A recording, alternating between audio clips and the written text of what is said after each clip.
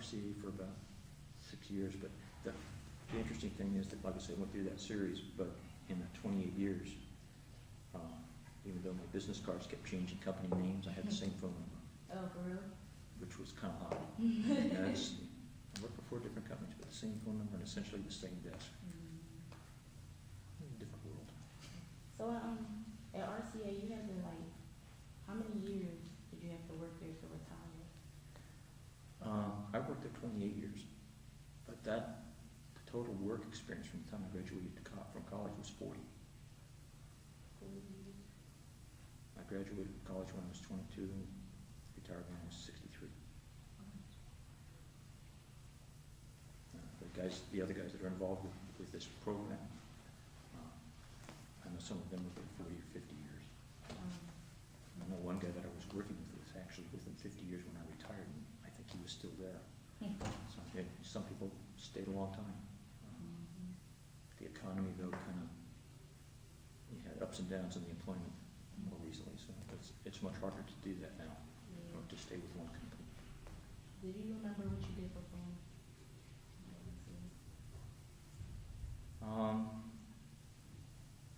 Actually, the fun was just being with the people. Again, you're joking, keeping up with each other's families, and that was important because there were a lot of us that were about the same age.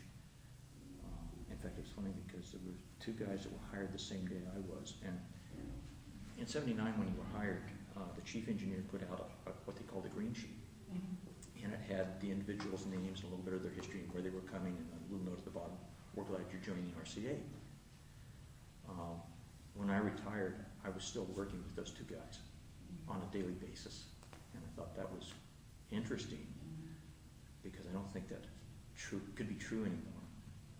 But again, the fun was just seeing them in the morning or the afternoon or whatever, and talking to technical issues or whatever we were working on, and also joking and just having a good time. That was the fun part. Or who was? How did you feel when RCA closed? I wasn't happy. Story on that, there is a story attached to that. There were 4 of us, and we were in Phoenix visiting a supplier. And the morning when we walked into that supplier, there was this nice little sign that said, "Welcome RCA." And we spent the day there talking to them. And we all knew we were coming back the next morning. So we get up in the morning, go down into the motel lobby, and there's this newspaper, and the banner thing is "GE buys RCA." And it was one of those, what? Yeah. So we got to that plant, and they had changed the sign that says "Welcome GE." Even though the business deal hadn't closed, they also read the news and knew, and they were asking us, "What did we know?" And we said, "We know nothing. We need to get home and find out what's going on." So we found out on the road. And the funny thing too is that the next time, one later time when I was on the road, Martin Marietta bought the place, and said, maybe I shouldn't be traveling. Things happen when I'm on the road. But it was a bit of a shock. And with time, the GE culture was found to be much different than the RCA culture. And a lot of us didn't like it. They had different business goals. It wasn't so much family oriented, very much bottom line oriented, very much loaded with young people coming in, going to set the world on fire, but they didn't know the wheels were round. They didn't understand a lot of what they were doing. GE felt any manager could manage anything, and being a little old school, I thought that was being very ignorant, because there's a lot of specialized knowledge that goes into managing something. When Martin Marietta bought Lockheed, there were some T-shirts that were put out that you could buy, and if you recall, the RCA mascot was Nipper, the dog. Yeah. And when Martin Marietta bought our plant, the T-shirt had Nipper kicking the GE meatball, like a soccer ball. And we wore it around the plant. It was not well received, but hey, we got rid of GE. Well, let's see how Martin Marietta works, but there were a lot of people who were very upset with GE. The sad part is I'm not sure RCA could survive in the business world.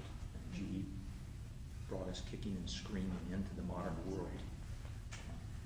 So overall, it's probably a good thing, but at the time, we didn't like it. Didn't like it at all. And I would be surprised if anybody who interviews says that they liked it when he took the place over. Where did you go to high school? Went to high school in a small town in California, in the center part of the state, big agricultural area. There were only 200 kids in my graduating class, so the whole school was about 700 people. Town was less than 20,000 people.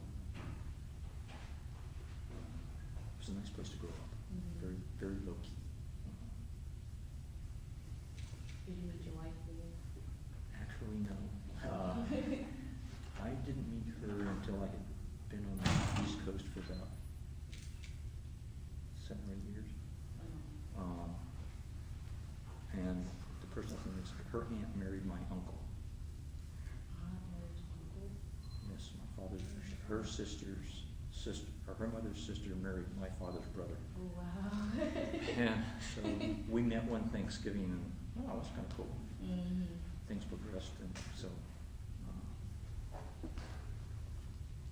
it happened very quickly. We met at Thanksgiving and married in March. But it was, we didn't meet through normal routine. It was, hey, why don't you bring your nephew over for Thanksgiving dinner? That was a good turkey, a really good turkey. So, no, I met her on the East Coast.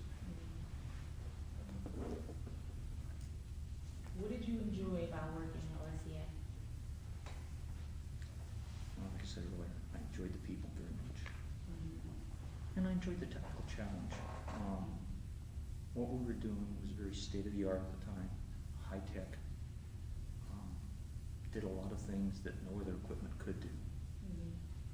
And with time, the equipment got better and better. But it also became more of a challenge to keep it in production, because getting some of the parts was getting more difficult, to do because it wasn't a really big program, a lot of money, but you know, when somebody can make $1 million a day selling pieces for cell phones, they're not interested in talking to you when all you want to do is buy $100,000 worth of parts and it's going to last a year. So it became a technical challenge to keep the system in production and to improve its performance by making changes that you could get your hand on. At one point, the military budget started decreasing, so quantity started decreasing of what we were trying to build, and that made it more difficult because, hey, I don't need as many parts, so your price is going to go up on that, which means the price on this system is going to go up, but the Navy says, hey, I want the price to come down. So that became a challenge, and that made it interesting, because you didn't know where the next oops was going to come from. Or in one case, where a supplier's plant burnt down, and he was the only guy that could make the parts for us. We actually had video of the plant burning down, which was kind of a perverse hope. Isn't that funny? But it was out in Phoenix, and there was a lot of that where material was very unique. Very limited number of suppliers who either could produce it or were willing to produce it. Had a lot of what we called sole source suppliers, because nobody else could do it. In some cases we tried. We spent a lot of money and time trying to get some companies to produce replicas of some of the small parts. And almost without exception they couldn't. At one point I think we spent $1 million trying to develop something, and we couldn't. We told somebody else that if we want to do this part, it's probably going to cost you $1 million and take 3 years. And we started it, and it was just not progressing well at all, so we terminated it. It made it a challenge to build that equipment. So that was very interesting too. It kept you hot. Were you guys able to take some of the equipment home? No. No? No, the stuff that we had was too big, too expensive, and more importantly, it belonged to the government. They paid us to buy, build, test, that was all federally owned materials. And to have taken any of it home unless it was scrapped, could have gotten you in a lot of trouble. And there were some people that our plant were fired for not taking that kind of stuff, but taking some other things. So you didn't mess with it. A lot of the people had clearance, security clearances from the Department of Defense. And if you lost that, you weren't going to have a job. So if anybody thought that they wanted to take something, think twice, because it's not just stealing. It may cost you a lot more than you think.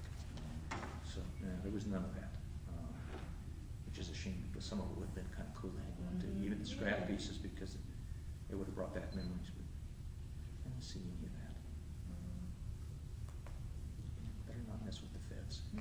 Lose your clearance, and you're not going to be doing what you're doing now.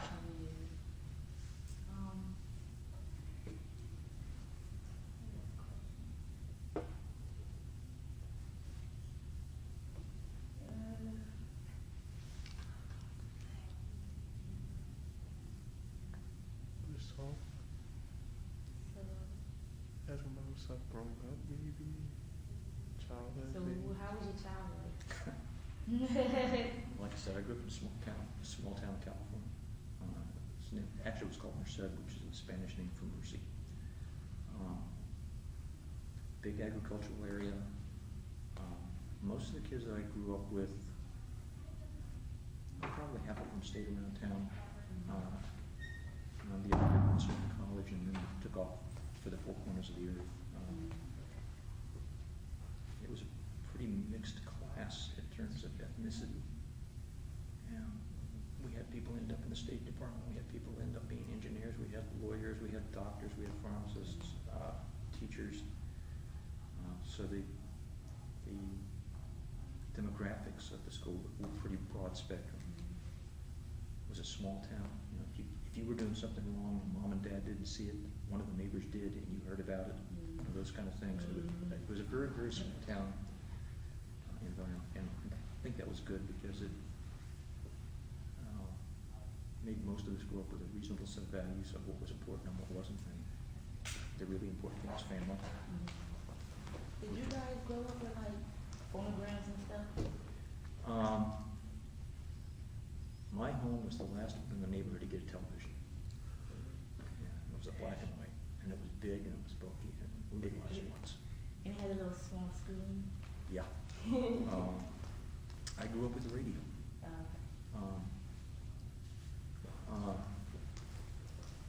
We would sit at the radio and listen to the things like the Green Hornet and the Whistler and this kind of stuff, and you would listen to the news on the radio.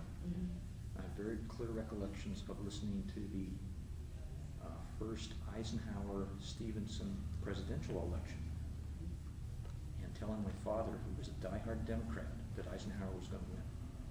He didn't like me, and I was right. But that's what you did in that town at that time. That was in the mid-50s, very early 60s. I graduated from high school in 62, college in 67. So it was a very small town, but it was a lot of fun. A lot of ways to get into trouble, but not serious trouble. Yeah, you can get into a lot of trouble today really quickly, and just it could be accidental. You have to be very careful today, much more so. Well, thank you so much for coming today That's my and pleasure. agreeing to be in the That's my pleasure. I have